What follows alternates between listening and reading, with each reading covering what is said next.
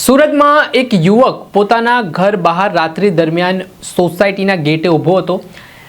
આ દરમિયાન એક મોટરસાઇકલ પર 2 થી 3 જેટલા શખ્સો આવે છે અને આડેધડ યુવક પર છરીના ઘા ઝીંકીને તેને રહેસીને ભાગી જાય છે।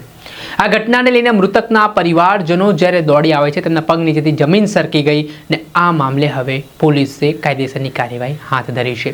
શું મામલો છે, કેવી રીતે આખી ઘટના બની છે, વિગતે વાત કરીએ। વૈષ્ણવજન તો તેને કહીએ જે પીડ પરાઈ જાનાને રે। દર્શક મિત્રો, નવજીવન ન્યૂઝમાં આપનું સ્વાગત છે। હું છું ફૈઝાન।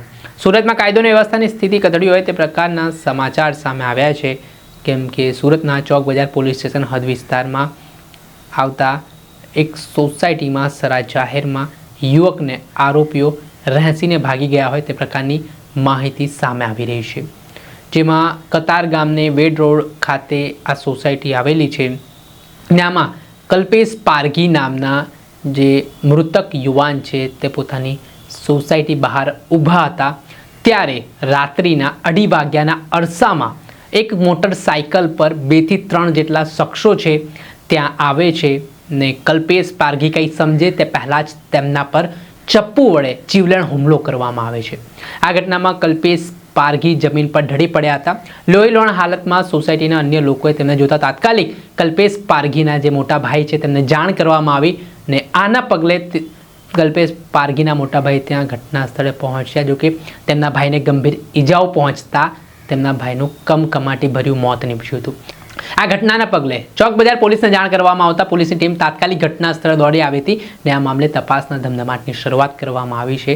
આમાં અજાણ્યા શખ્સો સામે પોલીસે હત્યા અંગેનો ગુનો દાખલ કર્યો છે અને હવે આરોપીઓની શોધખોળ હાથ ધરી છે।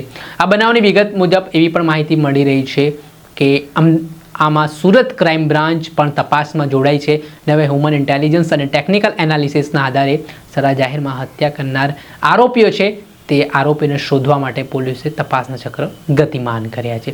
જોવાનું રહ્યું ક્યાર સુધીમાં આરોપીઓ ઝડપાય છે ને હવે કઈ રીતની કાર્યવાહી થાય છે।